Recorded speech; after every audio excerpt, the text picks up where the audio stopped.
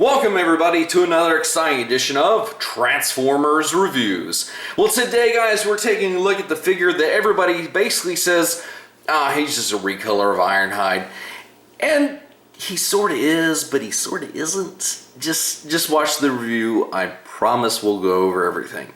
But the one thing you probably are noticing straight off the bat is this little bit up here.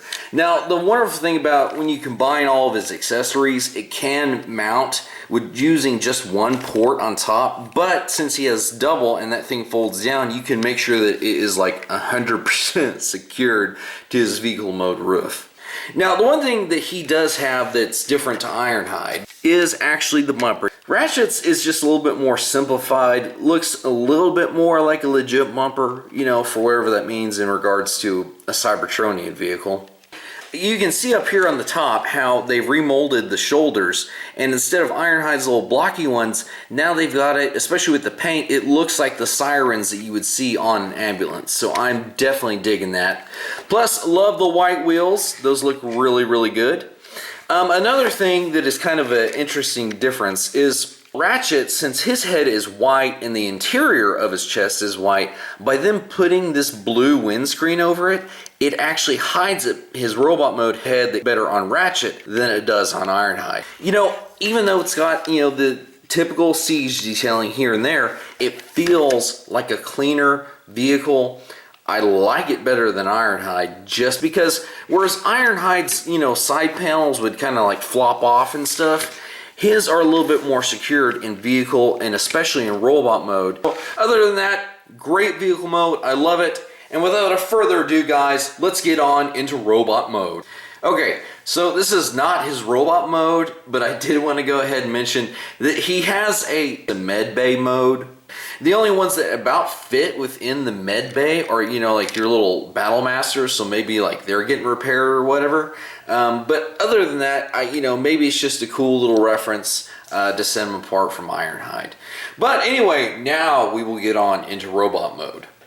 So here we have the Autobot medic in robot mode, and aside from, you know, his shins down to his dirty feet, the rest of him looks pretty clean. And again, I like that look.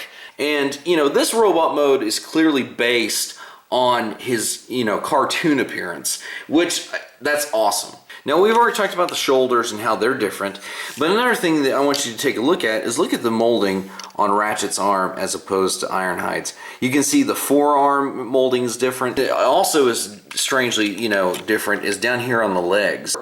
You know, the actual core of the figure is the same, but it's small stuff like that that I think Hasbro, they were like, hey, let's just go ahead and jack with them a little bit. So other than that, guys, before we wrap up here, we're going to cover Ratchet's equipment, which if you want it to, you can actually have it mounted like a Megatron arm cannon. It does add a little bit of, you know, the Death Doctor look to him, but, you know, whatever. Ratchet he gets up in the fight sometimes. Everybody was kung fu fighting.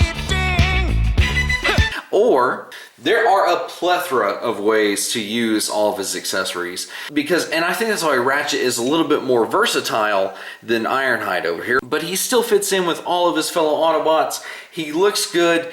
I mean, he is a Walgreens exclusive. So if you guys can actually score yourself a Ratchet, he is definitely worth a pickup. And I hope you guys have enjoyed this review of Transformers Siege War for Cybertron Ratchet. Gosh, that's a mouthful. And until next time, guys, we will see you in another review.